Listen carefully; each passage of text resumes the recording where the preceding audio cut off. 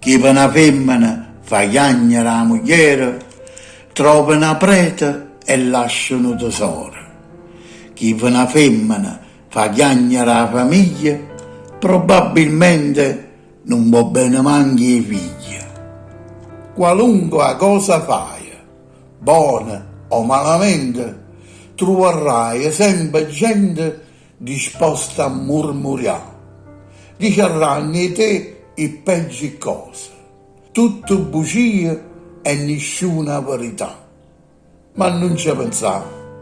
I scemi parlano per parlare, ma tu continui a vivere e a fare quello che vuoi. Tanto fai buono o malamente, con te hanno solo schiattato.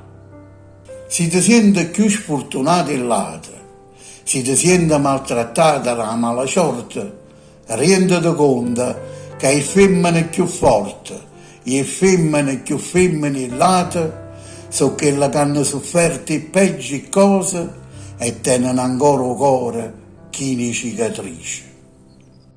È inutile che facete i bravi, i perfettini, è inutile che vi nascondete e facete i sandarielli, perché l'invidia, la gelosia e la falsità sono come la polvere sotto il tappeto. Non sapere, ma sotto sotto ci sta.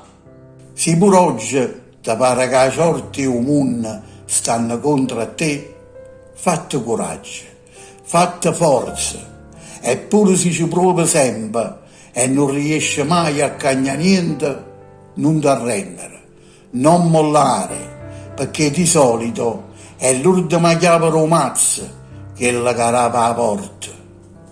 3 sono i fetienti, o fabio, o buciardo e o traditore. 3 sono i putienti, o re o papa e chi non tiene niente. Ciuccia si nato, ciuccia si cresciuto e come ciuccia si conosciuto. Ciuccia si arraia e ciuccia restarraia. E o giorno che muore ti renderai conto e quando sei stato ciuccia e che bestia che sei. La vita è come la scaletta della pollaia, corta, corta e chiede il pupù. La fortuna è come un capitone, chiuso il camera a chiappà e chiuso in fuori.